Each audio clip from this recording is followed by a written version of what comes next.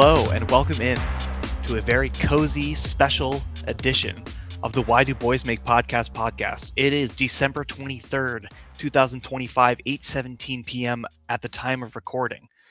We are at the amalgamation of the fantasy season. It is finals week. Not all of us are in the finals, however.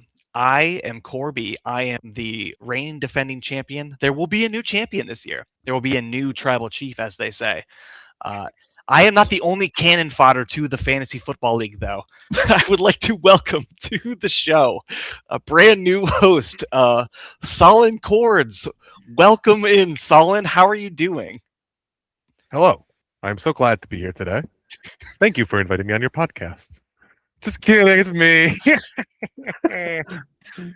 It's me. I'm having a good time, Corby. We had a good game, and then I had another good game. So I'm ready to talk about all the good games, including ones that weren't mine. Most of them were not yours. I had a good game. I would say, why were you there? Let's dive into the other regular host on the show and fantasy finalist. As I said before we hit record, the Cinderella story of the season. I would say the true team of destiny, as he said I was, not as such. Fitzy, welcome. What's going on? What's going on in that Brady years? I'm thinking. I don't think we're going to know who the team of destiny is until it's all said and done. Because I made a bet at the start of the year that one particular manager was going to either miss the playoffs or win the championship. And my bet's still alive.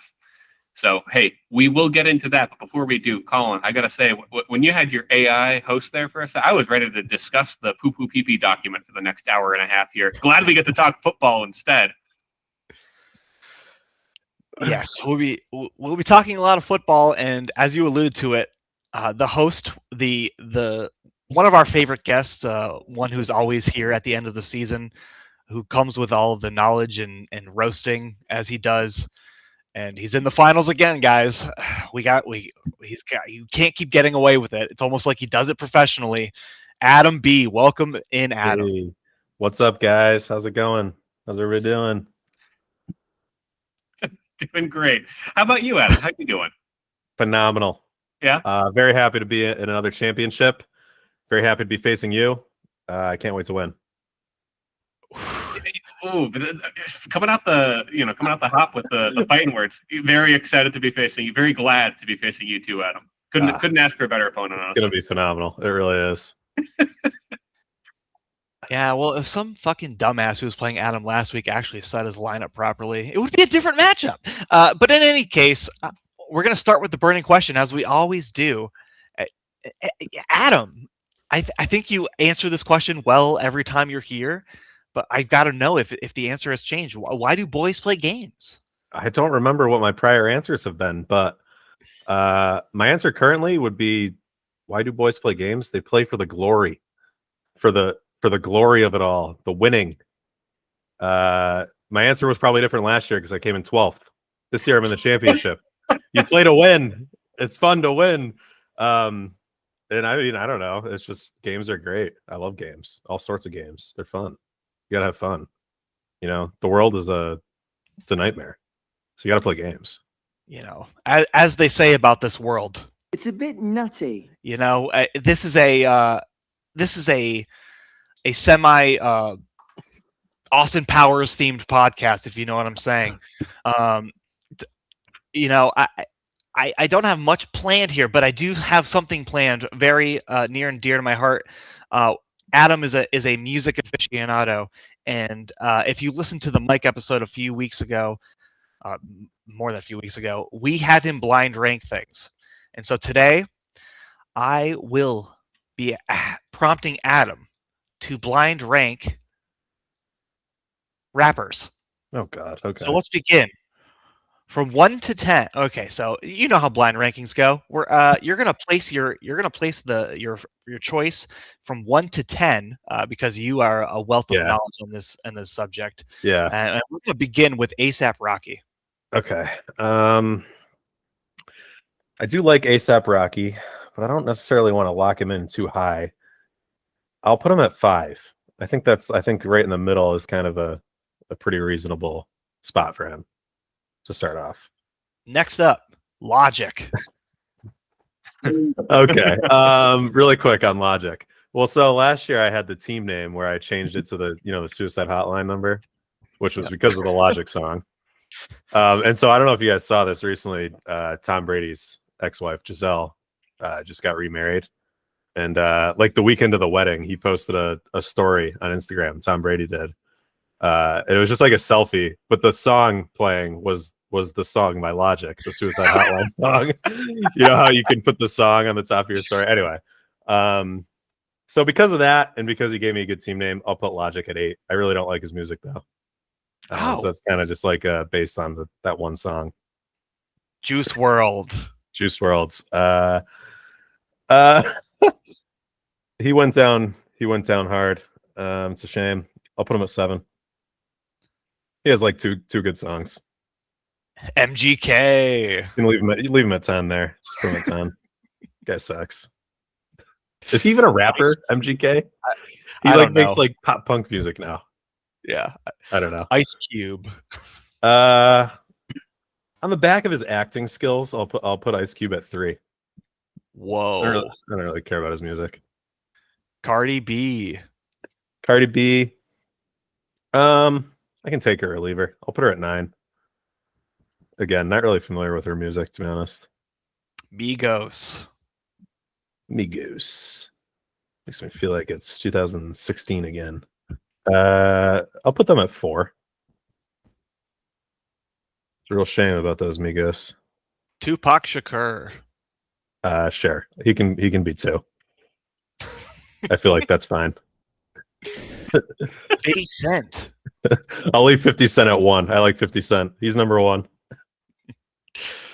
And your number 6, Megan Thee Stallion. Yeah. Klay Thompson's girlfriend. You've heard it here first, folks. At number 10, Machine Gun Kelly. Number 9, Cardi B. Number 8, Logic. Number 7, Juice WRLD. Number 6, Megan Thee Stallion. Number 5, ASAP Rocky. Number 4, Migos. Number 3, Ice Cube. Number 2, Tupac Shakur. And the number 1 rapper of all time, 50 Cent. I'm just curious where 10SGN would have fit in on that one. Where XXX he's like 5,000 on a ranking. He's like however many rappers are, he's last. Okay. Do you go ahead? What do you guys have a blind rankings for him, or are we moving on?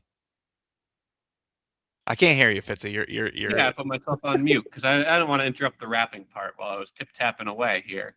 Because I forgot that we were doing the share your screen part. But here we go, Corby. Less fancy than yours, as usual. But it's time to blind rank. Something that I think Adam's going to enjoy. Because Adam's never one to steer away from stirring the pot. Adam, I'd like you to blind rank fantasy managers in our league. Okay. The first manager I'd like you to rank is Tyler Wood. Are we just doing 1 through 5, or like we're doing 1 through 5? There's only 5 okay. of it. Yeah. Otherwise, it would be like, yeah, you can figure it out, right? Right. Tyler Wood. That's a good point. So Cash has been very strong. He hasn't been as strong in this league, but in other leagues I'm in with him, he's been very strong. The $100 league, namely. I know he does well in the other leagues he's in that I'm not in. I will put Tyler, because I'm not sure who else you're going to give me. I'm going to put him at 3. Okay. He's a good manager. I don't want to lock up my top spots, though. All right. Bold choice, because with the second person to rank, it's going to be his roommate, Taylor. Oh, I knew it. And that's why I wanted to make sure I left 5 available. Taylor. Wow. I noticed that he's down to about 540 something Yahoo rating. It's not ideal. I want to see how low a football ranking can go. I looked his all-time low, some would say. Dear Maria, count me in, is 528, I believe. Dear Maria, count me out of that score. Yeah, for sure. All right. Now we're getting a little bit spicy here because you're facing this person in the championship. Ooh, Fitzy. Fitzy. This guy Fitzy, he's one of those fantasy managers. He doesn't live up to his potential, Got some opinions here, I know. We'll get into it when we open up this mail. I'm gonna put Fitzy at 4. I'm not gonna lie. There's some things I saw this season that I wasn't happy with. And you know what? When you say living up to their potential, Adam, you and I are alone in the 2+ championship club in the 12-team era. I'd like to join you in the 3-timers club. So, hey, we'll see. Yeah, we certainly will, sir. We'll get into it. You've only got 1 and 2 remaining. Be careful what you wish for. The next one is Colin. Ooh. No, hey. Colin's a good fantasy manager. He's another guy though. He doesn't live up to his potential. I'm gonna put him at 2. And I think he could be bigger than he is in the fantasy world. So that's gonna leave you with number 1 manager. Last name Corbett. Nice. It is Corbett. I'm fine with that. The champion last year. Always is in the mix. Yeah. You heard it here first, folks. Good work, Corby. On being number 1 at Adam's heart. Were you saving the number 1 spot for yourself? Or you thinking? No, I assumed it. I assumed I wouldn't be on there because it's a given. You already know where you're going. Yeah, where else would I put myself? I'll admit I had a little note here. If Adam leaves 5 open, put Adam at lucky. No, once you said Taylor, if you said Taylor second, I mean that's no offense to Taylor, but it's a pretty easy 5. We are moving on to the mailbag. I guess I'll begin. I will not take Adam's words because I will not. I'll take Why Do Boys Make Podcasts trademark 2691. Let's see. How do we sound when we talk? I can't wait to see who comments first. It turns out it was us. Adam, do you want to read your comments? Yeah, sure. The next comment was me saying first/second. And the reason I said that was because I was the first non-podcast host to comment, but technically I was the second comment. Everyone understands. My next comment: Fitzy may have picked up Michael Wilson, but he'll probably leave him on the bench while he starts some injured guys instead. This is in reference to Fitzy picking up Michael Wilson in the Discord league after I dropped him, and then, in Fitzy fashion, throughout the season, he started many players that received 0 points throughout the year. So that's just a callback to Fitzy starting injured players. I did start Michael Wilson. Yeah. Start in the consolation bracket, correct? No, I think this one was first round of the playoffs. Okay. I was in 3 semifinals out of 4 leagues last week. We'll get into it. I don't know if you noticed something about that, but we'll get into it. My next comment, in all caps, I said Patrick Mahomes will make me kill, and then he tore his ACL. So this is every year. Every year, Patrick Mahomes will make you kill someone or yourself. He was doing great. He was doing great until he wasn't, and then now he's just gone. He's just never to return. Now Chris Oladokun is starting, whoever the fuck that is.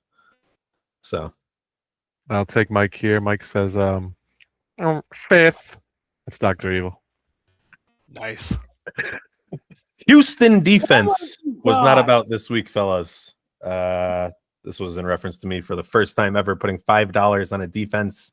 I said I do not have a matchup this week. In week 16, Houston plays the Raiders, and they scored 13 fantasy points. And sure, I guess that was worth $5.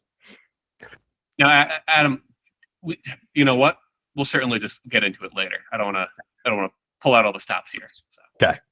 Keep it. I say, Fitzy, why the fuck is Jordan Mason even on your team, let alone in your starting lineup? And he's also out for the year now. So goodbye, Jordan Mason. I might totem him against you. I might keep him in my lineup. Just stick him in there. Yeah. Yeah. You never know. Maybe they activate him and give him 1 carry at the goal line.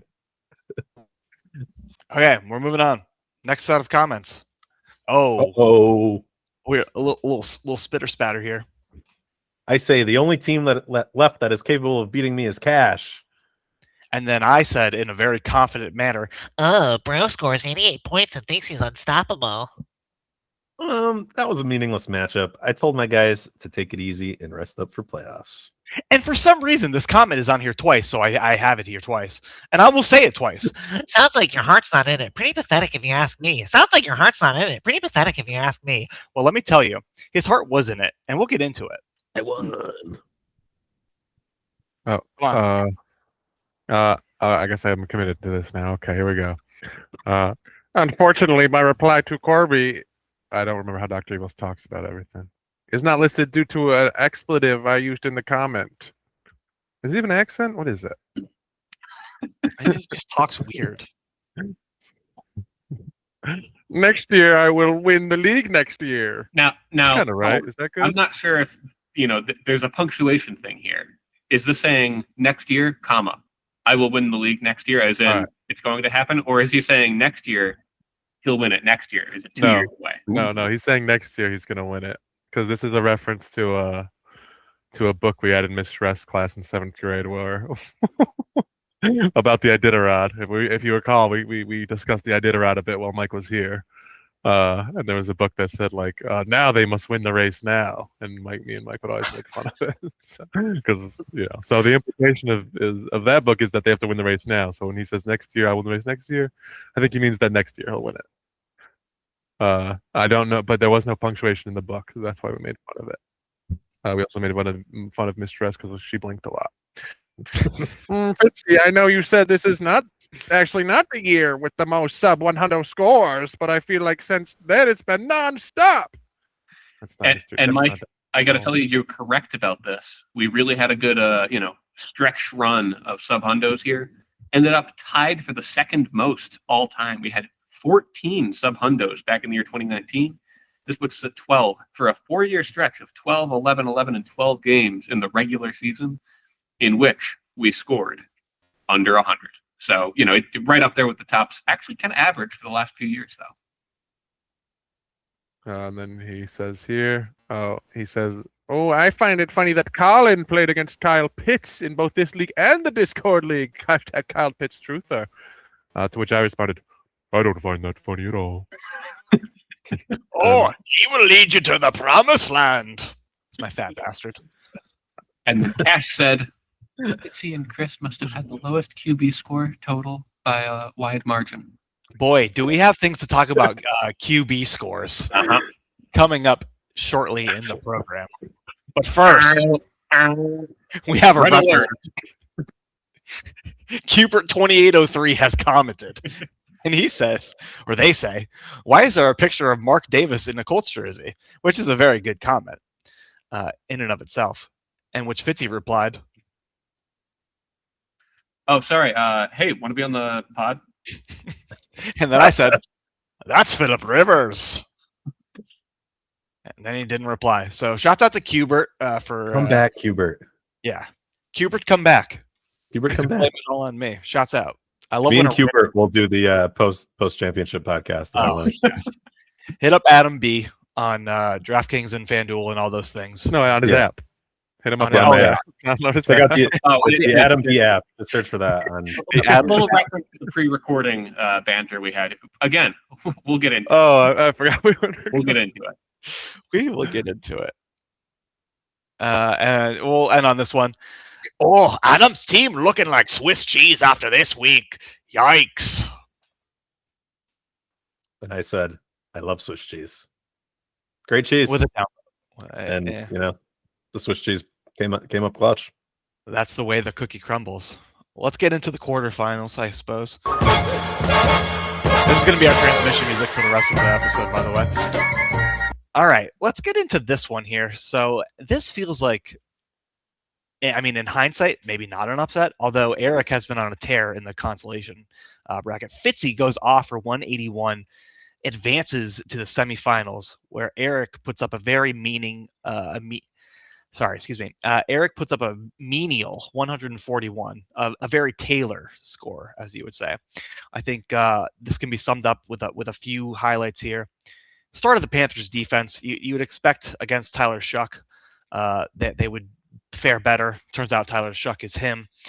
Kyle Monungai kind of really crap in the bed, going up 31-3 against Cleveland. I guess they didn't really need him.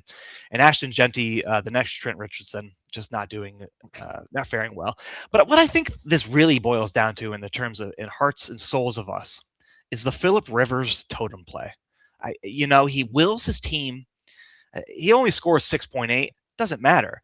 The rest of the team goes off. Trey McBride, literal league winner, possibly. Jameson Williams has a week where he doesn't score 0 points, which helps a lot.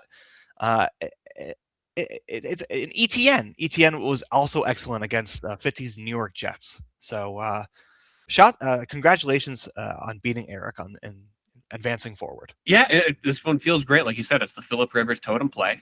I can't believe I started Phillip Rivers in the playoffs. Spoiler alert, 2 weeks in a row in the year 2025, and I'm in the championship.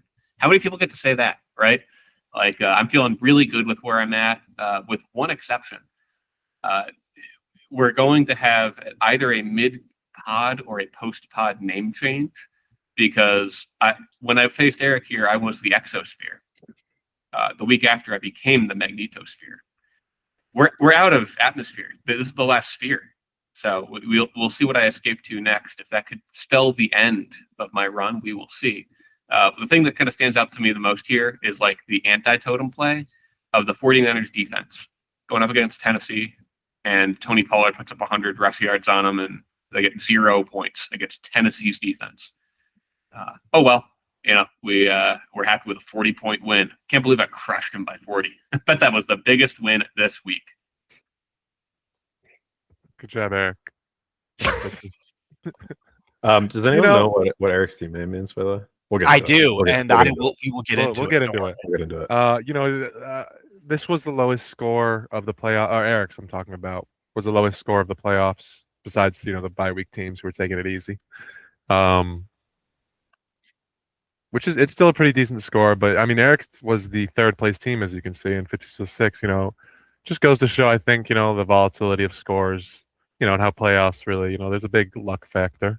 Eric has a great team, but Fitzy's, I'm sorry I didn't do Peaky Finders, but I mean, we threw your name in the ring as the team of destiny. I know, and look where you are. So, good job, Fitzy. The highest team. This must be the highest score of the playoffs in the first round, I think.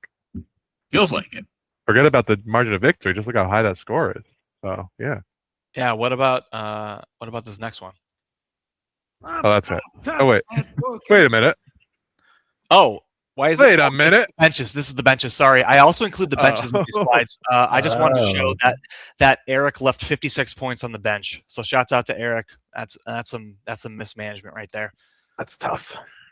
What about this one? Why won't you die? But we say goodbye to Eric. We closed the book on Colin. By we, I mean me. I score a nice 231 to 155. I mean, I think I'm just gonna name drop Trevor Lawrence. We already talked about Kyle Pitts ad nauseum last time. We don't need to talk about him again. Trevor Lawrence has decided that he knows how to play football now, which is cool. And shouts out to Amon-Ra St. Brown. That's great. And let me cue up the music for Colin. Go ahead, Colin. I had anything to say. My team wasn't very good, so I wasn't going to win anyway. Although I had a good second week. We'll get into that. Or maybe we will. That was a consolation bracket. But, I happened to go against Corby, who had a really good game. So, Corby, he beat me last week, the week before, too. He beat me consecutively, so it's not, it's fluky that he scored 231, but I don't think it's fluky he beat me. My team, 155 is a respectable score. I just happen to be playing Corby. Good game. You obviously wiped the floor with me. This must be the highest score anyone will get against me in the playoffs, or including consolation bracket. It must be, because it can't get much higher. Let's see. Do you know, maybe Mr. Stats?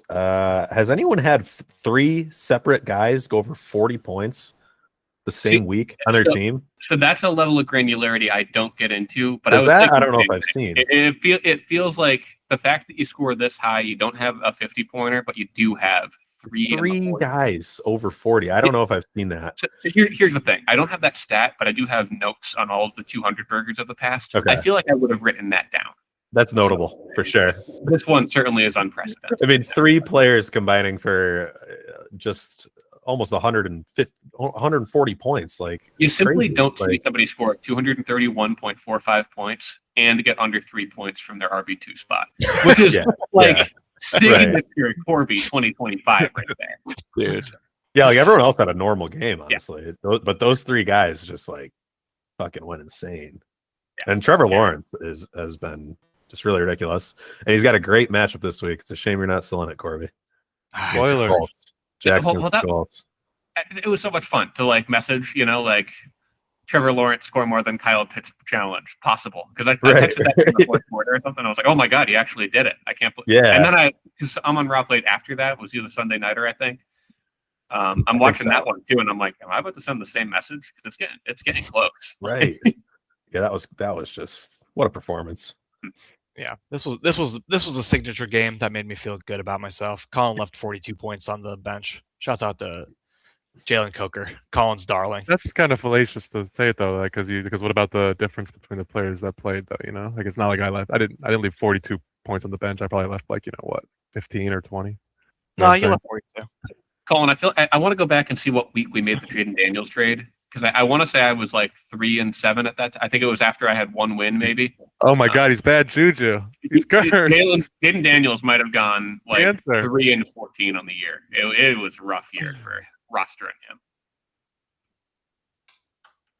All right, let's get into the semifinals.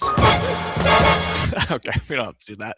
All right, I'll lead this off because I'd like to eulogize my team. Yeah, so team comes up short. I'm going to just skip this nonsense here and really focus on the bench here, because my stupid ass decided to play Chuba Hubbard instead of Chris Rodriguez, which, again, even if I had done that, I still wouldn't have won. I think there's a world in which I start Romeo Doubs instead of Christian Watson, but again, like it's just like I'm never going to do that in the real world. So my team comes up short. I've got some disappointing things from people, like I said, such as Christian Watson. My RB hero Bucky Irving comes up short this season. Kind of a disappointing season for sure. Amon-Ra kind of doesn't do anything against Pittsburgh, and I would say Adam had a pretty mediocre week as well. No offense, Adam, but I'm happy for you. I'm happy that George Pickett's had a good week, and Derrick Henry did well as well. And I don't know, you're back in the finals, so congratulations. Feels good to be there. Yeah, it was a decent week for my team. Not great. Lamar sucks. I mean, doesn't surprise me. He blows. My guys they got enough just to get it done. It wasn't pretty. Michael Carter, I felt pretty good about him. He had 6 points. Breece Hall also sucks. I'm looking forward to getting another 7 or 8 points from him this week. Yeah, I don't know. I mean, every week I feel like I lose like 2 or 3 players from my lineup, and I just have to replace them with some idiot. And it's the same thing this week. So we'll see what happens. But if I can score 138 again, maybe I have a chance. A win's a win. Yeah. And oh boy. I need some sort of music for this really quickly. Hold on. What the fuck is that smell? That's good enough. All right. So this was the number 1 seed. I believe Fitzy, you were 6th seed, correct? Yep. This was 1 versus 6 seed. Tyler, who went 13-1 in the regular season, has his bye week, does great. Whatever. Ends the week 118.24 to Fitzy's 150.68 points. And now there's a lot to be discussed. I feel like we're going to talk about this matchup quite a bit. I think the highlights here maybe are not in the starting lineup. Maybe they're what appears on the bench, where if you'll notice, if we go back to the starting lineup, we've got Jackson Dart and JJ McCarthy putting up a total QB score of 8.34. Meanwhile, on the bench, we've got Stephon Diggs for 22. We didn't even talk about the fact that he started Dalton Kincaid with 0. Dak Prescott, who has been very solid, I feel like it's like a set and forget, especially in a two QB league, with 19 points. Now, this is I need to understand like what the thought process here. Like, what is it? What do you guys think this is? Like, this is a fallacy. This is deplorable. This is horrible. This is horrible management. I don't know. If I had to guess, I looked at his lineup like earlier in the week. I'm like, whatever, like Wednesday or something. And I was like, I saw all these things and I was like, oh, he just hasn't like set his lineup yet. And then I looked at it again on Sunday and it was still the same. And I said to myself, Cash, what are you doing, brother? Yeah. I was just shocked that I thought 100% chance Dak Prescott was going to be in that lineup. You know, I thought 100% chance Stephon Diggs was going to be in that lineup, and sure enough, they weren't. And you see the result. So I am not here to defend it. When I defend this is going to sound devil's advocate. First things first, it didn't matter, right? I did score the most this week of all the 4 teams that were still remaining, right? If he had put Dak in, yes, it would have been closer. If he had sat his Dolphins defense, who for some reason he started against Cincinnati, that too, yeah, that one is more questionable to me than what I'm going to explain here, because Jackson Dart, if you actually look at the points he scored this year after he became the starter, like starting with Philly, then Denver, then Philly's defense again, back-to-back weeks, 23-6, 28-4, 19-4. So good defenses. Then he goes back-to-back weeks against like not top-tier defenses, gets over 25 points. He got hurt, right? He's had one other game that he wasn't hurt for, and it was another 22-pointer. So I understand Jackson Dart being in there. Yes, like, I that agree. one makes sense. Now, 9, JJ McCarthy. He was coming off of 2 weeks in a row over 20, but that was against literally number 2 and number 1 worst pass defense. Now he's going up against the Giants, who happen to be the number 4 for line up points to the quarterback. I can see the path in which he says, okay, I know I need to start Jackson Dart. I kind of want to start JJ McCarthy. Now, that said, I mean, I started the Giants defense for a reason. Like, JJ McCarthy's an easy read there. I also would have put Dak Prescott in over JJ McCarthy. I feel like this is my sleeper moment because all year I've been like silently hyping up JJ McCarthy, and it finally pays off in a big way for me. So that's why I'm going to say I don't think it was a full 19-point swing. I think he should have and would have started Dak Prescott over JJ McCarthy, would have gotten him about 11 points there. And then Stephon Diggs, slot him in for Dalton Kincaid. That's a straight 22 points on top of that. That's still not quite enough to get the dub. He would have to do those 2 things and starting any other defense to get it done. So, hey, I think there's a world in which he gets it done. For example, the Lions defense, which was on his bench. I think, let me do the math here on this one real quick. 6 points from that, plus 11 from JJ, plus 22.8 on top of the 15 that he scored. Yeah, he would have scored in the range of like 155, 150 to 160. So yeah, it would have been way closer. I didn't do the exact math, but it would have been very close. In that range, he would have taken it with those 3 moves. Yeah, we'll get into it a little more. I've got a fun little visual to show regarding Cash's decision making with those lineup choices. But yeah, I was flabbergasted to say the least. I also talked regret. This was a bit of an underwhelming matchup of the 2 top tight ends in the league too, right? You think Brock Bowers versus Trey McBride combining for just about 20. You'd expect them both to score that, especially in the week where Vegas actually has offense running. Yeah. Hey, I'm not going to complain about being the top scorer this week. I've got nothing to defend myself for. So, oh well, Tyler, and better luck next year. Yep. Always a playoff team, never a champion. Mm-hmm. Colin, any thoughts on this? I'm just glad to see Justin Fields make it to the big game, and Anthony Richardson. Yes, we'll get into that. Oh, gosh. Yeah, This is a brand new segment. This is called Corby Sells, And by cells, I mean cells on a Google Sheets document. Now, this is not going to be glamorous. This is not going to be as cool as Peaky Blinders or Sneaky Flounders. I just wanted to go into the championship lineage.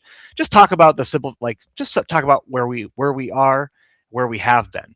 So I have all of the champions listed here from 2013 to 2024. Just some quick facts. We've had 7 unique champions out of all of the managers that we've had. Adam being the winningest manager with a total of 3 victories. Colin with the biggest drought of being a champion of over 10 years. He has not been a champion in over 10 years. And since 2019, the finals have included one of me, Fitzy, or Adam.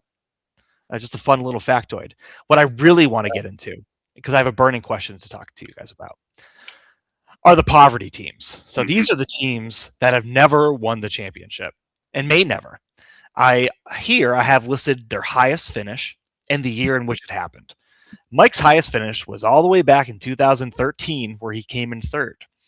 Taylor, if you'll remember the first season of this podcast, was a 2nd place finisher as the Team of Destiny. Chris Cloud in 2014 placed in 2nd place. Chris Colby, more recently in 2019, placed 2nd. And Brandy, who I'm still calling a rookie because, this is the big boys league, placed 4th in 2024. My burning question for you guys is, how do we get these poverty teams to improve? How do we get them to the big stage? How do we guide them to be a championship team? Well, again, I'm glad you asked that. I'm actually going to throw to Adam first because he's the only one here that's actively tried to do this by posting his legitimate rankings in the Discord server publicly for all to reference. So when you say, how do we usher them? We take somebody who's won the championship more than anyone else, and we just take their professional rankings and we make them public for them. Unfortunately, according to the numbers here, Adam, I don't know when you started to do that exactly. Yeah. 2022, maybe? I think I've done it maybe 3 seasons now. Yeah, so Brandy might have paid attention to get 4th place, but didn't work out for the rest of these. Wow. Yeah. Wow. That's tough. It's been a long time for some of these folks. I don't even know if we can count likes, right? It was an 8-team league, right? You say 2013. I legitimately don't have 2013 in my document because I count that full year as 20. I mean, it is the year 2014. I think is when we actually started. If there was a 2013, I wasn't in the league. Well, I did it based off of the Yahoo, like the Whitey Boys Play Games page on Yahoo. You can go to 2013 season, and I The have all-time grid. You talking about? I love that. I have WYSA Kickers placing 3rd place in the 2013 season. This is when the league was called Classic Crew, by the way. So maybe this doesn't. Maybe 2013 doesn't count. I don't know. Who knows? It's a gray area. No, because Fitzy, you were definitely in this league because you were Ricky Williams 420. And then 2014. Yeah. Okay. So hey, my final standings might be off. Anyway, 2013. I do have that here. Sorry, I'm filtered to Adam only. Adam was not part of the 8-team era. Yeah, I was not. I was one of the expansion teams in the following season. Yes, of course. So sorry about that. Back to 2013 now. I can see, yes, Mike finished 3rd. In the 10-team era, including that one when he finished 10th out of 10, his average finish is 8. So that tells you that he's at least knocking on playoffs door quite often. He also finished 3rd. I should give him a shout out. He was 3rd in 2022. If we want to give him a little credit there, he tied his best finish ever. But yeah, I'm glad you bring this up, Corby, because we talked. I think at the start of last year, it was our 12th year in the league. In a 12-team league, that means hey, if you're one of these poverty teams, you got to get it done. It is not our 12th year as a 12-team league. That's next year. So that's a call to action. One of these 5 teams has to get it done if they want to be considered average. You got to win it just to become average out of this crew. Love to see it happen. Colin, do you have anything to say for yourself? Over 10 years since you've won a championship. Yeah, I'm not very good. Bronze, dude. I'm fucking bronze. This was a very humbling season for me. Yeah, it sucked, dude. I'm mediocre, I think. Shout out to Blind Rankings for getting me to second. Shout out to the Blind Ranking format for having Adam put me second. But I mean, as far as me, so that's me. I mean, I've been in there a couple times. I've been there at least twice since then, and you know how it is. And I've been in playoffs. I think I've missed like twice in 15 years or whatever it is. So it's fine. And one of those years was last year, which it's an asterisk year if you ask me. But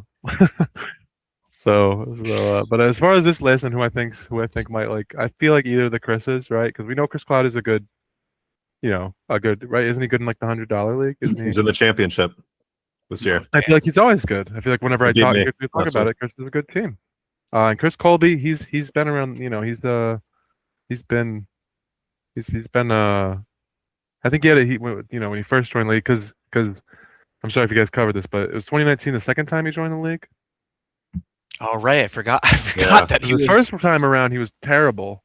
Then he came back. I think he played here for like at least I think 2 seasons maybe, and then left, or maybe 1. I don't know. And then when he came back, I feel like it was a lot better. And even though I feel like this year, maybe last year, did he make playoffs last year? So Colin, what I think I'm hearing you say is, he was banished. He was shadow banned for a year, and he came back better. Right.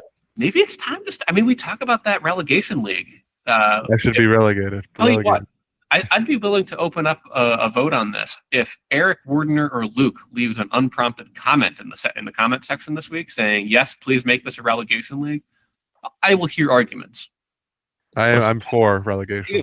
I think that's a decision for the commissioner. I think that you should look at Eric Wardner's team in the Discord league before you ask him to leave a comment. I would never ever invite it's Eric. Possibly the worst team I've ever seen. I love Eric, but I've heard he's bad at fantasy. Didn't he win last year or something like that? He won. I think he won 2 years ago. I won last year. Yeah, I think he won the year before that. But got to be one of the worst championship teams of all time. Yeah. Had a pathetic score. All right. Good job, everybody, on this list. Good job. Good job, everybody. Adam, are you ready, buddy? I'm ready. All right, let's do it. SpongeBob. So, okay, first things first. What I'm going to talk about is this is a little insight into my process for how I pick my starters in my lineup. And what I have here is screenshots of last week's matchup between our friend Tyler and our friend Fitzy. And this is screenshots are from pre-matchup starting because I was so aghast at Tyler's starting lineup choices. I just wanted to share it for the world. So basically the way I pick my lineups is I just simply use projections from a couple of the DFS sites I use. And I just have everyone's team on a spreadsheet like this from when we were doing the suicide pool earlier in the year. And I would, put the matchups up on the screen and just look at who was projected for the most points, etc. So the way I pick my matchups is I just look at the projections and I just play the highest projected players. Well, you can see here, Dak Prescott projected for an average of 19.861 from these two sources. Would have started him over JJ McCarthy, without even thinking about it for more than a second. He's projected for 4 points higher. So, I don't really know what happened there. Dolphins defense, they're playing Cincinnati. I mean, Cincinnati is fully healthy. What is the reason to start the Dolphins defense against them? You can start any defense that's on the free agent. You know what I mean? Like the Lions, not a great projection either, but higher than the Dolphins. And just like common sense would tell you that the Dolphins defense is bad. They're playing one of the best offenses. Why would you start them? Dalton Kincaid and Jaden Reed are both a little bit questionable to me. When Stephon Diggs was projected for 1.5 higher, again, would have been an easy choice. There are times where I just straight up ignore the projection, like Xavier Worthy. Never in a million years would I have started Xavier Worthy in the playoffs. He sucks, first of all. Second of all, Gardner Minshew was the quarterback. He then proceeded to shred his knee about 5 minutes into the game, and some no-name came in. So yeah, basically, Fitzy, you pretty much made the right choices if you look at your team here.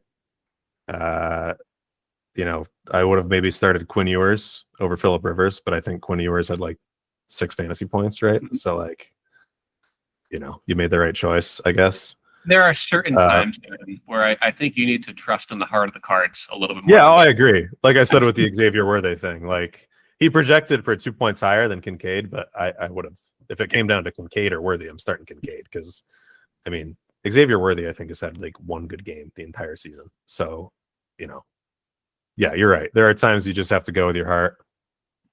JJ McCarthy, however, was not one of those times. No. Really questionable. So I just wanted to share that. If I had been setting Cash's lineup, I would have had Dak over McCarthy. I would have had Diggs over Kincaid. And I would have had the Lions over the Dolphins. And that might have got him the win. I think we did that math, and it might have got him the win. So that's tough. I mean, let me pull this up. We're going to move on from that. This is a little bit of regular season stuff. Back to the regular season. These are the standings here for the league. You'll recognize total points. Everyone's in the same order they were. Now, however, we have the optimal points and the kill myself points, as everyone knows. Now, if we sort by the optimal standings, it might look a little bit differently. We have Cash still on the top. Me in second. Corby in third. Eric. Chris Colby. That's the one where if he had made some better choices throughout the season, he could have maybe made the playoffs. He was, let's see, if we sort by kill myself points, he was fourth. And so for a team like his that's on the bubble kind of, but that's where it kills you. I mean, you really got to make the right lineup decisions. We have Colin here leading the pack by a hefty amount, and then me in second. And I've talked about this in the past when I do this. It really, the good teams are always going to have higher kill myself points because you have a good bench. And even if your starting lineup is great, chances are you have a player or two on your bench that is playing well, and it's just going to get inflated. We got to say, I was going to bring up that stat. I'm glad you brought it up. Yes. You're about to say that Chris Patnode stands out on this list, right? Yes, I am. I am indeed. Please. That's where I'm heading next. Because Chris Patnode, 250 kill myself points, good for third. And he was the worst team in the league. So, but it shows you how bad his team was, because even if everything was optimal, he still would have only had 3 wins, which is what he actually had. So, not great. Really not great. I don't really know what went wrong there, but hopefully he can figure it out for next season. You'll also notice standing out is Eric. Great job, Eric, because Eric had one of the better teams in the league for most of the season. He finished in the playoffs towards the top of the standings, and he was really low on the bottom of the list for kill myself points. So if you had asked me though, like heading into this without seeing the numbers, what is the best team that is going to be the lowest on this list? I would have said Eric, because so much of his pointage was consolidated. It was concentrated for sure. Players that who can be good. Yeah. It was the top 4 guys in his lineup. If you look at his team, it was the 2 quarterbacks and the 2 wide receivers for the most part, who all season long were amazing. And yeah, I mean, shout out to Eric. That's how you get it done as a team that's kind of on the bubble throughout the season. You just really got to focus on your lineup and make sure you're starting the right guys. It just makes a big difference. I also have here on the screen, we can see these are the scores every week. You can see the highest scoring week was just a couple little factoids. Week 5, 1,840 points was scored throughout the league. We had 3 200 burgers. I believe those were the first 3 200 burgers of the season by myself, by Cash, and Eric. That was a really high scoring week, and no other week really came close, especially once the buys really started to kick in. We had a lot of really low scoring weeks here. Week 14 was the lowest by a lot, actually, 1543. If you look at the highest scoring optimal weeks, it was actually week 4 that was the highest. Week 5 was third. Buys start in week 5, which is why it's surprising week 5 was so high. But then I had to look up what teams were on bye. The Steelers, the Bears, the Packers, the Falcons. So like you're missing a couple kind of crappy offenses, maybe. Yeah. But yeah. Yeah. So and the 3 teams that scored 200 in week 5 were 3, really strong teams all season long. You also had Mike and Chris Colby putting up about 185. So yeah, strong week. I think that's all I got here. The highest week for this might not be accurate. Yeah, it is. It's going to be a lot higher these first 4 weeks because of the bye weeks. Week 2 was the highest week for regret points, and week 4 was second. So yeah, that's pretty much all I got. I don't know if anyone has questions about any of this or wants to see anything else, but kind of speaks for itself.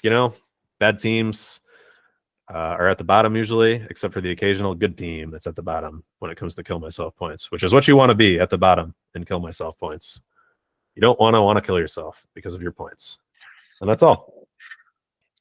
I will say it's kind of funny that I'm first here because I didn't feel like that. I didn't feel that way this season, that I had a lot, but I mean, clearly I did. I don't remember a lot of like, oh my God, how could I do that? I guess it's kind of It might have just been your strong bench where Right, like you probably had every week 3 or 4 guys getting you like 10. Right. I think it's because I just kept in the beginning starting Calvin Ridley and everyone. Yeah. Oh my God. Yeah. Oh yeah. That's definitely a part of it. That's probably there. There was probably about 100 points there left on the table just from starting Calvin Ridley for like 6 straight weeks. Yeah. What stands out to me is the fact that, your optimal wins aren't very different from your normal number of wins. But I think this is because you're assuming here that both teams are both setting their teams. optimal Correct. wins. Yeah. Correct. So that's really just our best ball. Colin, you might have a higher win share if you assume that your opponent did not go optimal, right? There's a chance you could have gone even higher. So yeah, just looking at it quickly, every team, the difference between their actual wins and their optimal wins, it was a swing of just 1, except for one manager, our friend Mike. Oh, Mike. Who, if everything was optimal, Mike would have had 2 extra wins. So Can you start that's with optimal tough. points real quick? I gotta know if the 7 and 7 teams would Mike have made playoffs in a best ball format. So No. the top 6, the top 6 would have been this group. So, oh wait, I sorted by the wrong one. My bad. Let's see here. This is what it would have been. So Chris Colby would have got in, and Fitzy, you would have been out. So I think that's just, honestly. I think Chris Colby probably deserves to be in the playoffs this year. But hey, yeah, I mean, you guys were close in points, and you were close in optimal points. He was definitely higher, but it's not too far apart. Yeah, I mean, Mike was still pretty comfortably outside. There's a big gap here between the optimals between you and Mike. So I hope to see some improvement from this group next year. Good luck, everybody. We shall see. Thank you, Adam, very much. Yes. And the segments keep coming with another segment from Fitzy. Corby, thank you so much for giving me such a wonderful intro to a segment that I'm sure we've all been looking forward to.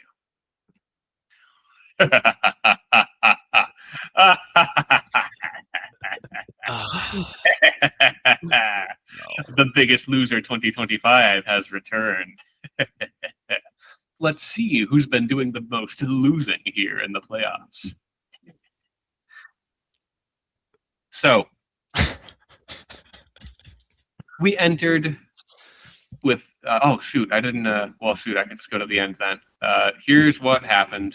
I forgot to animate the actual results other than the numbers. So in week 15 we had Chris P moving on as they lost to Chris 121 117, and continuing on against Taylor, putting up a strong performance of 155 sends Chris to the semis, or to the finals. Meanwhile, on the other side, Corby, your pick to go all the way. Brandy tops it off at 176. Bijan Robinson going crazy. Mason Rudolph in the starting lineup still. Doesn't matter, because Mike puts up 127 and moves on to face a heavy favorite in Chris Cloud, who puts up a strong 143 and sends Mike to the finals. Chris Cloud and Taylor proving that adjusted ranking doesn't matter. Let's look at the players who finished lower in the standings. It's Mike versus Chris. The battle for DeBerry lives on in The Biggest Loser. Who do you think will be this year's biggest loser? King Shamugal or Shmalugal or Throw Rogan? I want to see it in the comments. I need to look Huh. at their. I need to look at their matchup right now. It's pretty Oh, wait, tough. never mind. I need to look at their. Vibes only. I think Mike's going to win, meaning Chris will be the biggest loser. Okay, vibes only. I'm going with the 12th seed. Mike's gonna pull off a big week for the championship. He's going, and Chris P stays in the last. I think Chris is going to lose, which means he's going to win. And I think Mike will win and have more points than Chris, which means that Chris wins. Colin, do you have an interpretation? Your reaction to the reason I keep doing this, man. I think the winner will be the loser.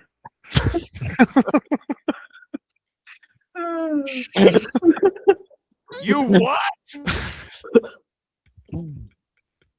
Oops. That should be this thing's whole motto. I think the winner will be the loser.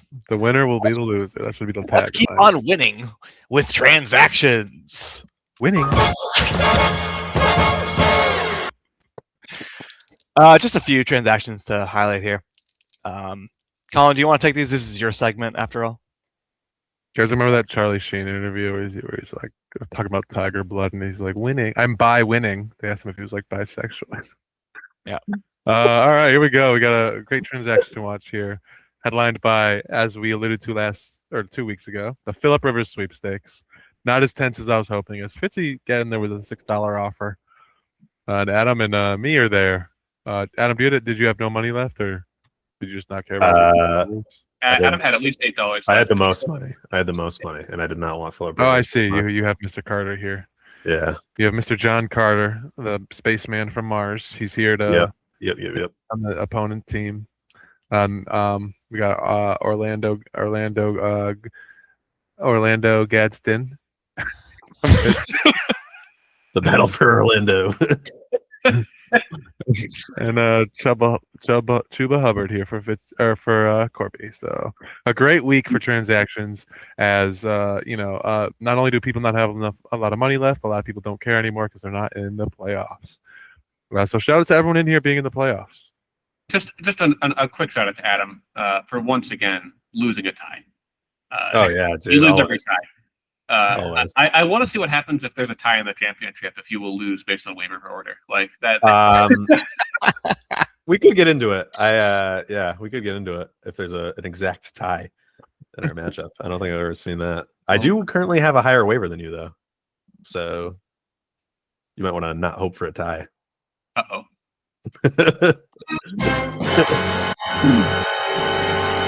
Name change breakdown. Just kidding.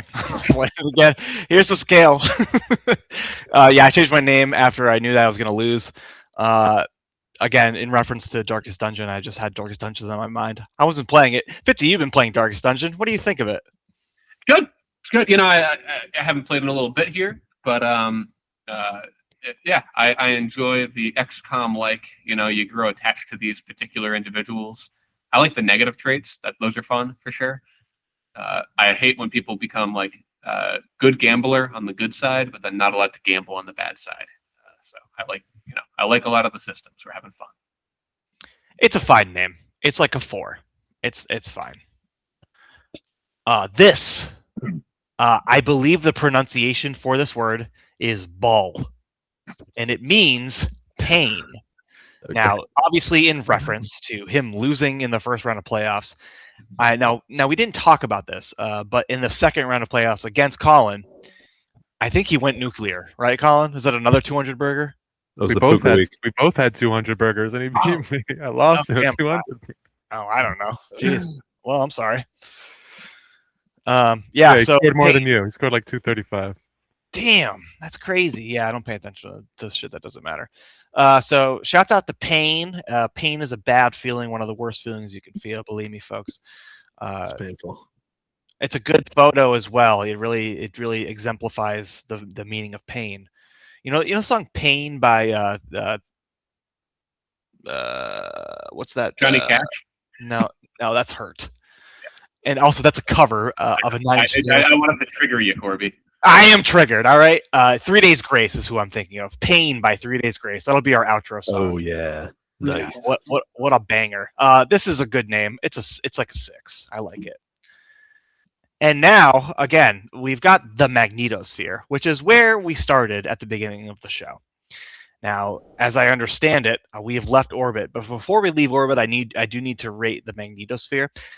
Truth be told, I didn't know this was a part of our spheres on Earth. And I was stretching it a little bit. It does exist. It's the magnetic field that keeps the sun's rays from baking us all.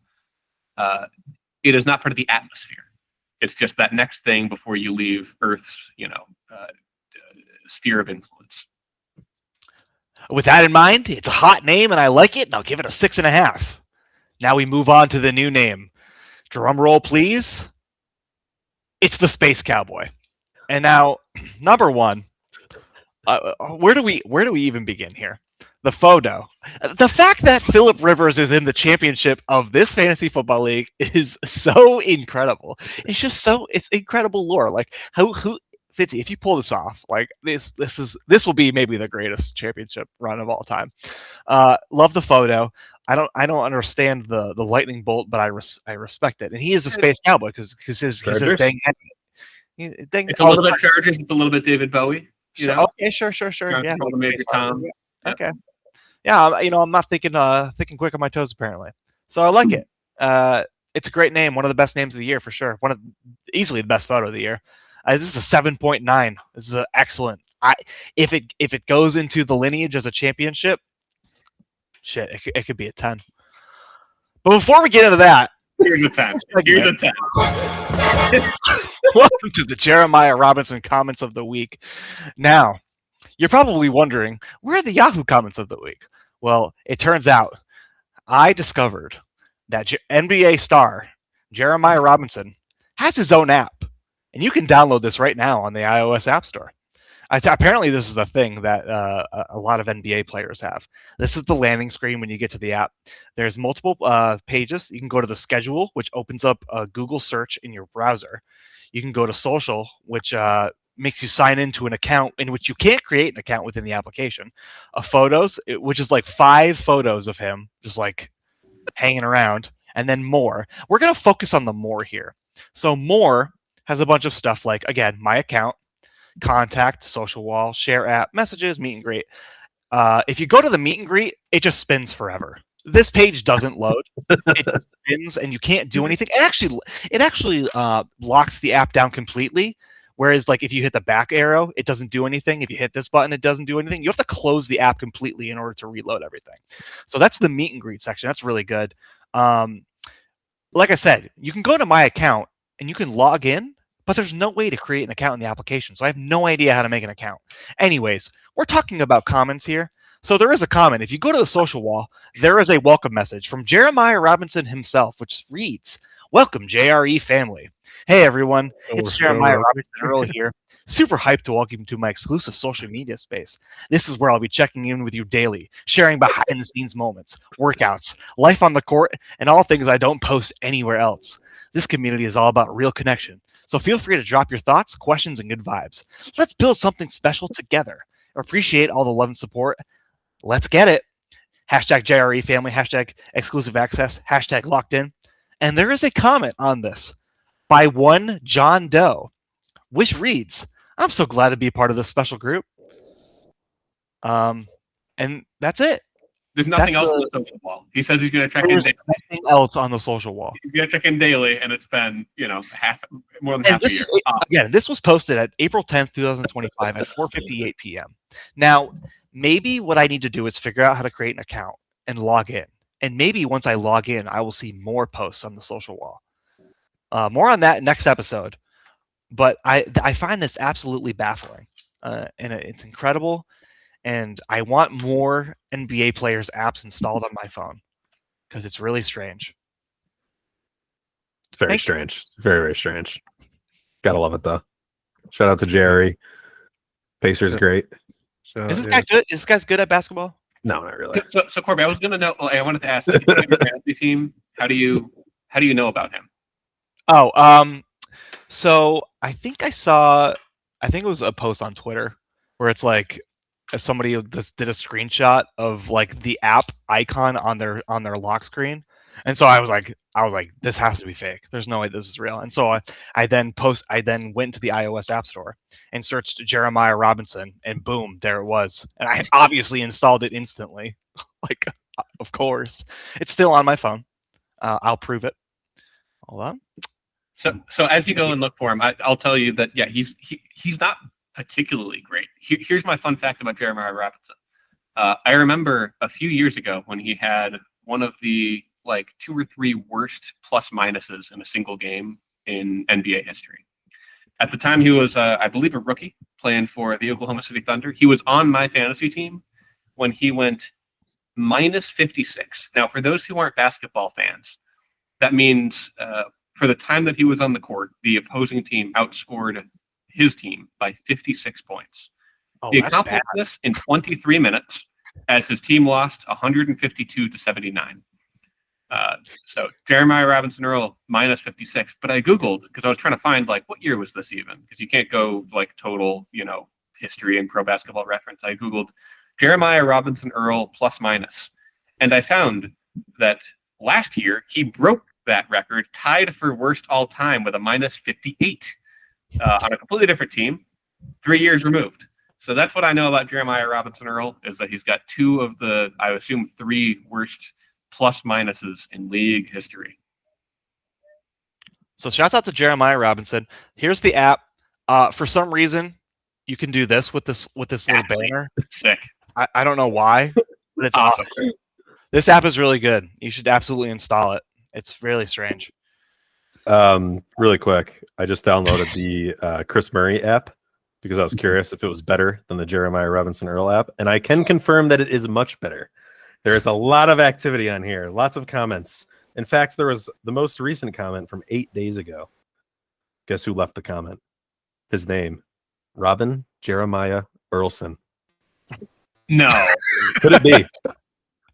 Operating under an alter ego? Is it Jeremiah Robinson Earl himself? And this is what he has to say. Chris Murray. The name ripples in my head like skipping rocks. But one thing I'll never skip is a game of Trailblazers basketball. No, I don't want to see Denny Avdija. I don't want to see Shaden Sharp either. The only player I'm looking for is the beautiful Iowa native, Karl Malone Award nominee, in only his junior year of high school, Chris Murray. Some may say I'm crazy when I say he's the best in his family, but I like to think I just have a knack for telling what's what. Thank you, Chris Murray. Because of you, I've decided to fully commit to being a Hawkeye. I'll never forget the grace that you lied upon me. That's all. That's comment. poetry. It's beautiful. Gorgeous.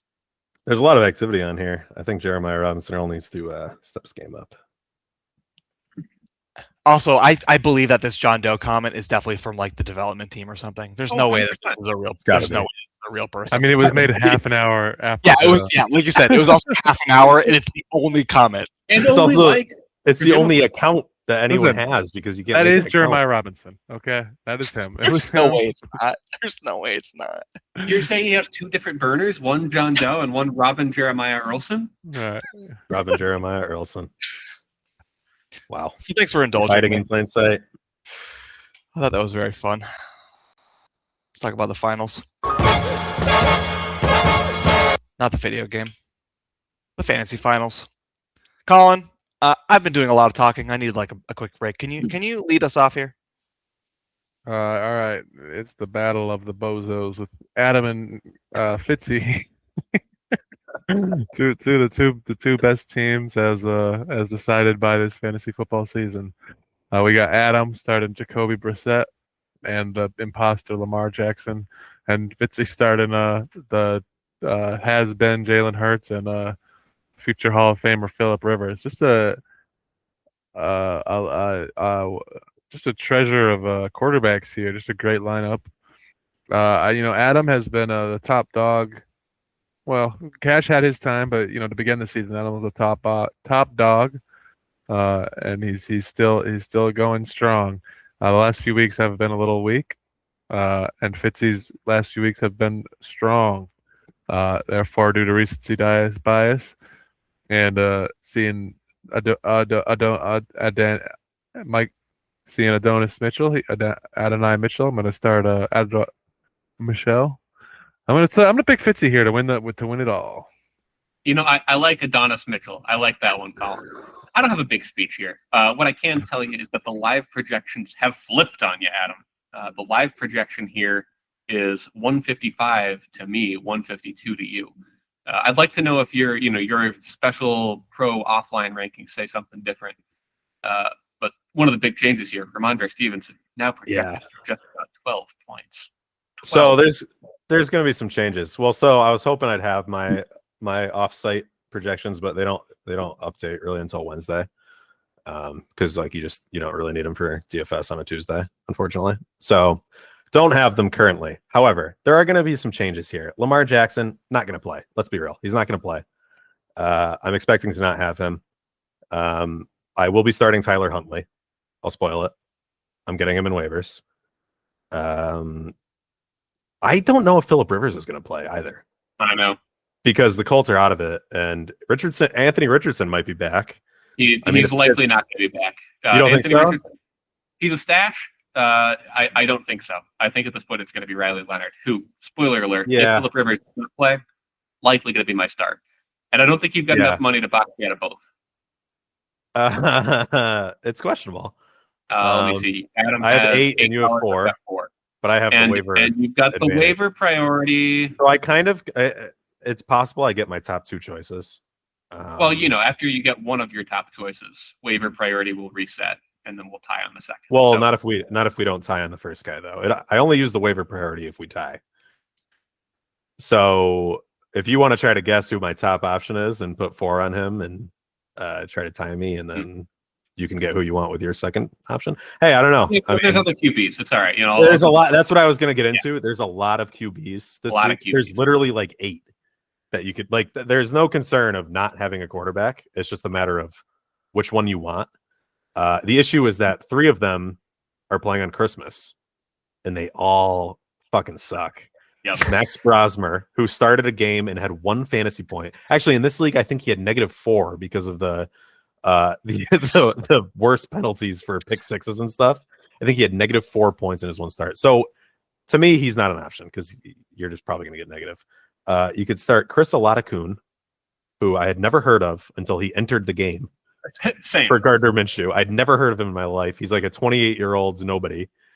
You don't want to start him. And then Josh Johnson, who holds the NFL record. He has played for 14 franchises throughout his career. In that same time frame, he played for 1 UFL team and 1 XFL team. So you don't want to start him either. But more so, my point is that you have to make the decision on Thursday with those guys, which you don't want to do. There's some other options, maybe Malik Willis if Jordan Love is out. Malik Willis is also hurt though, so it might be Clayton Tune, which you don't want to rely on. So there's options, but there's not a lot of good ones, basically. So I'm thinking that I'm not going to be starting Lamar. I'm thinking you're not going to be starting Phillip Rivers. I'm a little worried that Javonte Williams isn't going to play either because the Cowboys are out of it and he's got like a neck thing. But at the same time, we'll see. This is a thing every year with CeeDee Lamb. He's a great wide receiver until the Cowboys are out of the playoffs and then he disappears. Yeah. So he might suck too. I mean, you have Pickens, right? It's on the screen. Yes, I do. Yeah. I do. So yeah, I'm preparing for life without Lamar and potentially life without Javonte, and we'll see where it goes from there. I mean, I know he sucks this week, but I think Michael Carter should be projected for a lot more than 8.8 points against Cincinnati. He still had like 13 carries or something, so I feel okay starting him. 11 carries. It's one of those games where you throw a touchdown in there or a few PPR scam receptions, 3 catches for 5 yards type of thing, and it's not that bad of a performance. Right there. Yeah, right. There. Right for a touchdown. So we'll see. It's going to be close, though. I mean, the projections from all sources, I think, are going to have it neck and neck. I'm curious if you'll start Adonai Mitchell or if you'll pivot. Bad weather in New England. I'll tell you who I'm not going to pivot to. There's more concerns than weather with him. I'm not going to be pivoting to Darnell Mooney. who must be the most over-projected player in fantasy. Like, Possibly in history. I look Yeah. at my bench. Justin Fields on IR out for the year. Jordan Mason shows questionable, like you said. He's like out, going to be out. Anthony Richardson, top note says, not in the mix to start week 17. Oh, okay. I didn't know that. Amir Abdullah did Real play, gooey. scored negative 0.18. Of all these bums, all these players who aren't playing, I'll be dropping Darnell Mooney first. You can pick him up if you want him. He's I don't all want yours. him. Yeah. I drafted him in a league or two and even started him in those same leagues early on in the year and quickly realized this guy cannot be started, cannot even be owned. My team's a great example of I will not be getting almost any kill myself points this week. Yeah, right. I may have negative kill myself points if I keep this exact squad. So yeah, there will be changes made. My $4 will be spent judiciously. I'll be spending my $8. The other thing with my team is I don't know if you saw on the bench. I obviously have Rashee Rice, Devontae Adams. Those guys are not going to play. Yep. Adams, they're saying there's a chance he's not going to play. Rashee Rice, no chance he plays, in my opinion. With the he had a late week concussion last week. Just no chance. So we'll see. I'm not sure what defense I'll start. We'll see. You can start or keep it with the 2 tight end flex. Almost certainly. I will not be starting Agbuka. I mean, I don't know why I would. He's terrible. And I mean, there's not many. The waiver wire is pretty slim for. There's a lot of quarterbacks. There's not a lot of flex options. Mm-hmm. So, I mean, I feel pretty. Warren has been getting targeted a lot. Just hasn't been translating to fantasy points. And Dalton Schultz has been playing pretty well. I feel fine about that, assuming he's healthy. I think that's like a no big deal, questionable tag, veteran rest type of thing. Oh, wait a minute. I'm not talking about quarterbacks. 3:51 p.m. today, head coach Shane Steichen confirmed that Phillip Rivers will remain the Colts starting quarterback. Yeah. On Tuesday, I don't know if I believe it. We'll see what happens come You don't believe Sunday. What is the reason for him starting? I don't understand. It's cool. I mean, I assume if he's the starter, I assume going to start him, which I think is fine. He gives them the best chance to win. Why do they care about winning? Rivers will continue to direct the offense regardless of the outcome of the contest. More specifically, Steichen said that it would not be fair to ask rookie Riley Leonard to start on 24 hours notice if Rivers takes first-team reps throughout the week, which he had been doing since signing with the Colts since week 15. Is that an old update or something? That says 3:51 today. Yeah, this is. Yeah, let's read this live. That is, I believe that's an old 3:51 update. From a different day. I think that's from last week because the Colts got eliminated. Sunday's game against the Jaguars, it says. I honestly, I'm not sure. Old man Rivers magic wears off. Yeah. Yeah, I don't know. I'm not sure. I mean, it's definitely possible that he starts. But I just don't get the 24 hours notice thing with Riley Leonard. I mean, the game's in 5 days, so that's where I'm confused. Okay, so what they're actually saying is Phillip Rivers will be the quarterback as long as the Colts are still alive in the playoffs. Got you. Okay. They could be eliminated on Thursday. I see what you're saying. I don't know that makes exactly sense. but yeah, they could be eliminated on Thursday, and that's why they're not going to turn it around with 24-hour notice. So I'll tell you what. So it sounds like Rivers will start then.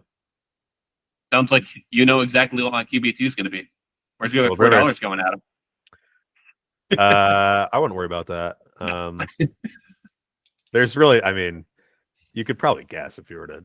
I'm sure you've already done your waivers, or you're going to do it after this. I'm sure you looked at the options. There's not many options for flex guys. There really isn't, and even the options that there are out there, I don't feel too good about them. So. Sorted by projected points. You think I'm going to pick up Isaiah Pacheco? No, I know. The Chiefs are like. I mean, he could have negative points. He had 6 catches last week. Kind of tempting. No. I have no interest in him. The guts to pick up Dylan Sampson. Chris Oladapoon is going to put up a Max Brosmer -4 performance. I think on Christmas he's going to shit in our stockings. So Adam, amazing Christmas matchups we have, by the way. Just 3 terrible matchups. One question for you, Adam, as we get into making our picks. You know, we got to start making picks on this. Yeah. Oh yeah. Are you planning on keeping your team name the same regardless of a win or loss? Is this the team name that's going down in the record books? I think it is. Either way, I think it applies. You know, shovel yourself out of the shit with Dr. Am's gold-plated shit-digging shovel. Whether I win or lose, I plan to shovel myself out of the shit. And Dr. Jacoby has been basically my one. He's the one guy this week where I look at my team and I say I mean, I know he finally faltered this past week. I can look at my team and say Jacoby Brissett is scoring between 20 and 25 points this week. I would bet my life on it. I wouldn't bet against it. I would bet my life on it. So yeah, I feel really good about that being my team name. I'll do it. Brissett representing me. Oh, I'll bet your life on it. Okay, let's do it. Pick a tall building and I will jump off it if he does not score between 20 and 25. All right. A life for a life. So with that being said, I think it's an all right team name. I think I'm going to win. I think I'm going to put the Space Cowboy in the record books. I respect it. I think Lock I'm of the going to week. win, obviously. Yeah. Locking it for up. me as well. Oh, there he's locking it up too. Yep. I I just noticed why are these times in Pacific time? Sorry. Game's at 10 a.m. Anyway, That's like where Yahoo. It's because Corby's in Portland. Get it? Portlandia. Like Portland because he's in Maine, but there's also a Portland in the Pacific. I don't live in Funny. Portland. That's good. Okay, I need to break this down super quickly. I haven't said anything. I agree with Adam. Michael Carter is going to have more points than 8.79. Last week was the first week all season in which a running back for the Cardinals did not catch a pass. That's not going to be the case against Cincinnati. There's no way. Fitzy, I feel like in good conscience you cannot start Adonai Mitchell. I can't believe it. I just can't believe it. I also believe that Trey McBride is going to be the highest scoring player on the Arizona Cardinals. So in that sense, it helps Fitzy. God, it's gonna be so close. I feel like it's gonna be. I'm thinking like the scores will maybe be like in the 150 to 160 range if all things pan out accordingly. I'm gonna take Adam. I'm gonna lock in Adam because he's a man with a plan. All right, Paul.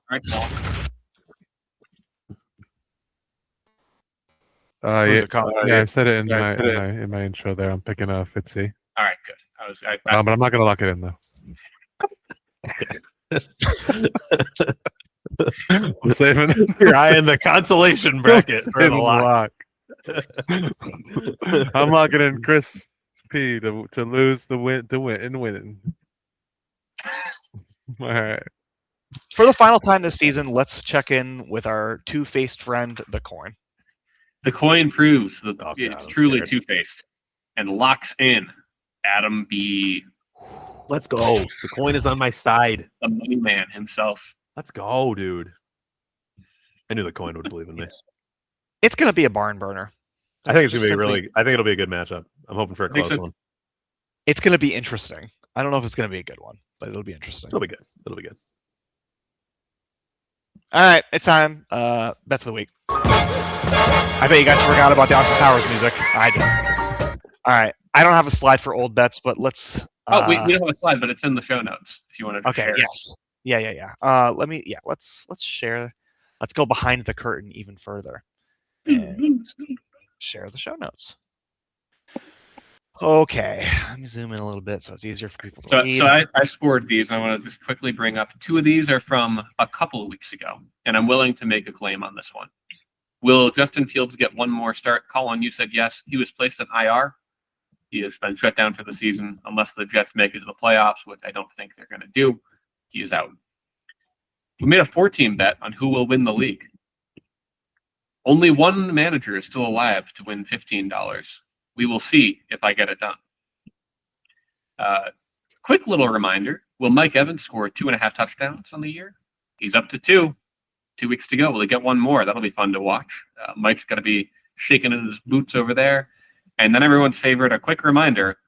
Will Groundhog Phil see his shadow? I think he will. So does Corby. Colin and Mike say no. Now, last week we had a little bit of an up and down the river. We didn't flop on this one. Philip Rivers bets. Did he go? This is week 15. So week 16, he would have smashed all this. But week 15, he went under 11. So Colin, you won because you got 6.8 points. Corby, you were very aggressive in your. People are going to want to put Philip Rivers on their team. I agree that he should be rostered in 25%. He said at 6% of teams this past weekend. So I didn't check right after waivers ran. It may have been as high as 8, but it was not 25. Yeah. What would his target share to running backs and tight ends be? Unbelievable. It was 50%. No, 51, 52, 53. If you had just pushed me a couple more times, Colin, you would have had it. The final resting spot was over under 54%. He targeted 15 to Amir Abdullah, Jonathan Taylor, and Tyler Warren combined out of his 27 throws that week, 55.5%. Another one where you lost to me was Philip Rivers finished the game. Not only did he finish the game, he found a way to finish the game back-to-back weeks with crushing interceptions in the fourth quarter. Oh my God! That Don't even start it. is a Philip Rivers special right there. Sidebar, quick. Did you guys happen to see how I lost in the 2 tight end league? No, I did On not. that, on the Philip Rivers interception to end the game, the pick 6. I was winning, and then he threw the pick 6, and I was You losing. playing the defense? Yes, Uh, and I Yeah, lost. I was winning by 3, and then I lost by like 5. Anyway. So if it had, if he had made the tackle even, you would have. Yeah. Oh yeah. If they just didn't score the touchdown, Heartbreaking. like I would have won. But yeah. Anyway. Awesome. Colts passing versus rushing TDs. There was only 1 touchdown scored in that game. A lot of field goals, and it was Philip Rivers throwing it. So Philip Rivers with a passing touchdown. We then had a Philip Rivers versus Cam Ward versus Brady Cook bet. I didn't look up what Brady Cook scored because I don't think he scored 15 on the year yet. Cam Ward had 15 points. So good work, Colin. We had Philip Rivers over under 125 passing yards. He scored 120. If he had thrown a completion instead of an interception, would have had it. And then, Corby, you say you don't know if I'm going to start A.D. Mitchell. Look at this roach bet we had. A.D. Mitchell scored 17.4 against Ramondre's 10. I picked Jordan Mason, which he scored 2.9 points on my bench. And then a less of a roach bet, Christian Watson versus Jameson Williams versus the Chimera himself, DK. Only one of them scored over 10, and he happened to score over 20. That was Jameson Williams. That was like the volatile receiver bet, Yes. Like it was the Yep. boomer busters. Who bustas? Got a couple busters there for sure.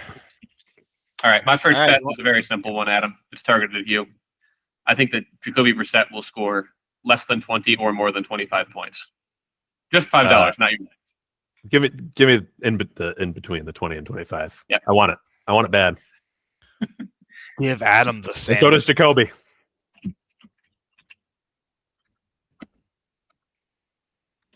Colin, I'd like to make a bet with you. I'm not satisfied. A few weeks ago, I beat you 2 weeks in a row. I'd like to beat you in a hypothetical matchup this week. It's honestly so funny because that was the bet I was going to make. Let's go. I'm so in. Coming fresh off a 200 burger, I'm ready. Yeah. I'm ready for a bounce back. I'm ready. Corby, I got one for you here. You said you're not sure if this is going to be a close matchup. I've got a pretty quick and easy one for you. I think that the final score of this matchup will be decided by fewer than 20 points, one way or the other.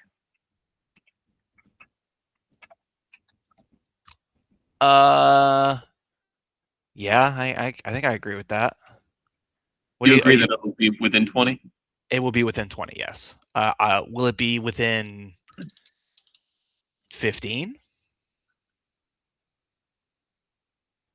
Yes.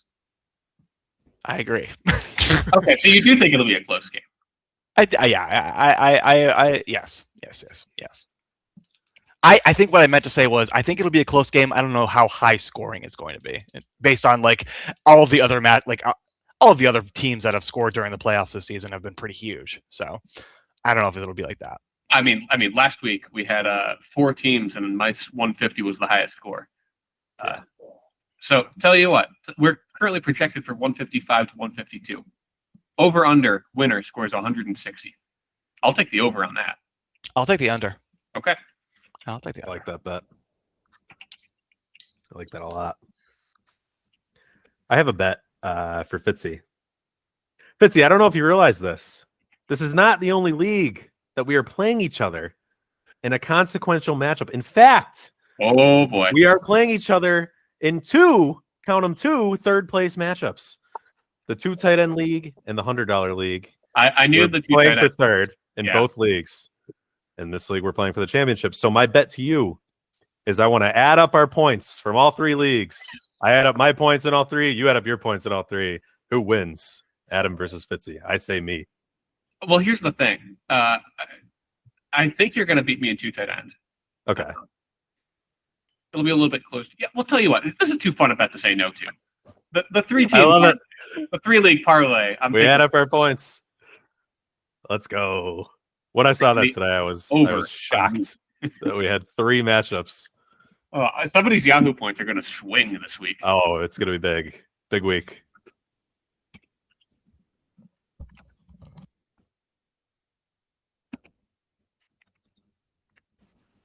I got another one if no one else has one right now. This is regarding my and Fitzy's teams, but anyone can take it. I'm going to say that Trey McBride will score more points than my 2 tight ends combined. Dalton Schultz and Tyler Warren, who I will most likely be starting both of them. If anyone wants Schultz and Warren, I'll take McBride. But I understand if you don't, because Trey McBride is really good. No way. Do it. I'll take it. Yeah, let's go. Yeah. I mean, this past week, Dalton Schultz outscored McBride on his own, I think. So you never know. But Cincinnati is the worst team against tight ends in the entire league, and Trey McBride is the best tight end in the league. So it's gonna be it's gonna be a sweat there.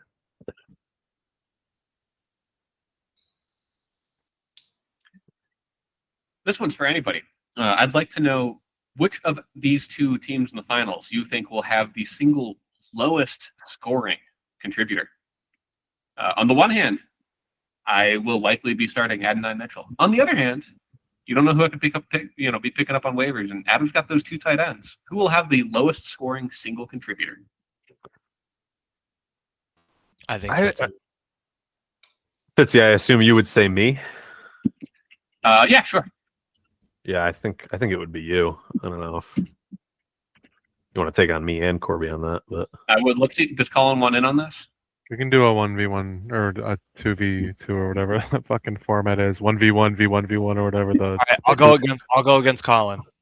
So you guys No. Wait, or do I already have a bet with? Because I already have a bet with you. I don't think I have a bet with Fitzy. Do I not? Oh, okay. Oh no, wait, we're on the same well, side. but then you guys, yeah, so it's got to be. All right, I'm taking you on, Corby. All right.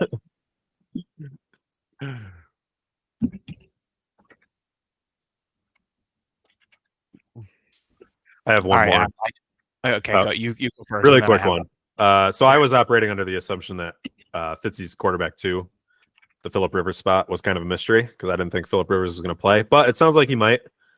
But my bet is the Phillip Rivers spot on Fitzy's team versus the Lamar Jackson spot on my team, where I think it's going to be Tyler Huntley. We'll see. I mean, maybe Lamar plays. I think he's going to be out. He didn't practice today. The game's on Saturday. He's a big baby. He's probably not going to play. So it's basically Tyler Huntley versus Phillip Rivers. If anyone wants it, I will take Tyler Huntley. I'm going to abstain from the bet. We've got enough bets together, Adam. Okay. Yes. No one wants to bet on old man Rivers. No. Okay. Yeah. Okay. I'll take Phillip Rivers. Let's go. Versus Tyler Huntley. And let's keep rolling, Adam. You and I. So you currently have 3 defenses on your roster. Mhm. I don't know if you don't want to take this bet. I totally understand. I bet that you will have regret points from the defensive position on your bench. Okay. I will say I won't. Spoiler alert, at least one of those defenses will likely be dropped. But we can still count all 3 of them if you want, because that could also be regret points in a way. If I drop the wrong defense, I would probably regret it. So we can just take great. Yeah, so we can just say the 3 currently on my team will all count. even when I drop one tomorrow. Great. But yeah, I will take that bet. Awesome. I feel very similarly about all three, so I'm not even really sure who I would start at this moment. So we'll see. There's a high chance of regret there. 3 great defenses this week.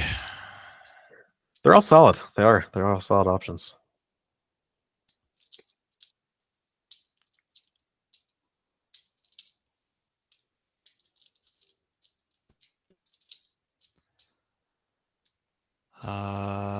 Anyone else have any other bets? That was a I'm flurry. I'm A dry flurry. at the moment, but I would take a bet if someone has one. All right. This is a bet that won't resolve until after the draft next season. Love it. Okay, I like that. Over A future. Over under on cost of Kyle Pitts. Oh my I'll set the line at $5. Okay. Well, wait. What did he go for this year? You know, off the top $1. of your head? Okay. Thought it was more than that.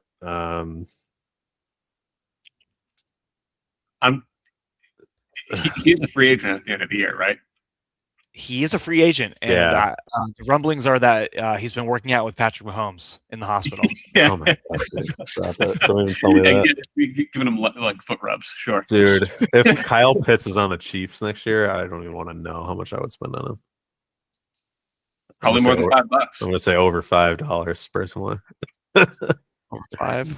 Yeah, probably. I think he would. I think he'll go for that regardless. I mean, he's like the tight end is such a tough position to gauge, though.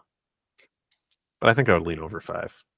My expectation is that they're going to franchise tag him and then ruin him for another year. Yeah. That's my expectation. He's been okay this year, though. Overall, He's been excellent this year. Well, recently he's been excellent. Early in the year, I would say he was okay.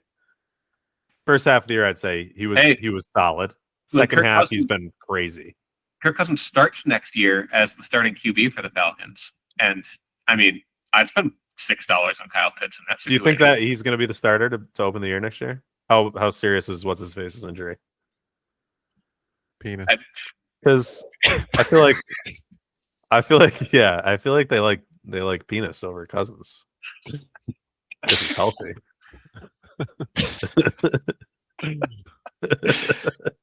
I don't know though. I mean, the thing with penis though is the guy. I mean, I don't know anything about college football, but I heard his injury history in college was also horrific. The guy just like can't. tore both his ACLs or something. Yeah, he's had like a million knee injuries. The guy just gets hurt. That's what he does. So who knows? But yeah, I don't know. Kyle Pitts over 5. Give me over 5. All right. personally. So, I think we're all on the same side here. Yeah. Okay. If you put it at 10 though, that would I think Okay. I would probably say under 10. Oh yeah. Okay. Well, I don't know though because Travis Kelce's not going to be. Like I'm just thinking of the other tight ends. Like Travis Kelce's not going to be in consideration. Some of these other guys that went for money this year suck. So I don't know. Let me look. Let's pull up the draft. Give me 1 second. Where the hell is that?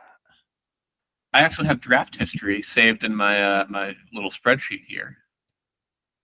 So let's go with of all 2025 tight ends. What am I filtered on here? We're spending way too much. Well, actually, not too much time on Kyle Pitts. This is the appropriate amount of time. Our tight end for our lives. end spread. We had 5 tight ends go for over 10. Okay. And then we had only 2 others go for over 5. Oh, okay. So you're basically saying that he's going to go as like a top 7 or 8 tight end with the over 5, which I think that's pretty accurate. That seems pretty likely at this point. But then we had 3 go for $4. So like, Okay. it's right there. It's close. It's on the bubble. If you don't mind, tell me the 2 guys that went for under 10 but over 5. Yeah. So we're talking about the TJ Hawkinson, Mark Andrews type of tier. Okay. So you're telling me you want those guys over Kyle Pitts next year? That's behind Sam Laporta and ahead of Colston Loveland and David Njoku. And the $4 man himself, not going to be $4 next year, Tyler Warren. Yeah. I mean, I think Kyle Pitts is comfortably ahead of all of those players you just named next year, besides maybe Tyler Warren. They're maybe like similar. Yeah. So I think 10 is I would even maybe consider going over 10, honestly. Could go for like 11. I'm gonna remember this bet, and I'm gonna draft him for 11. Anyway, we don't have to make a bet about. I just wanted to talk about him one more time because I love him. He's the best. All right, and now that I've derailed the bets of the week, let's close the big book. Let's get out of here. It's already 10 p.m. All right, we've got basketball to watch.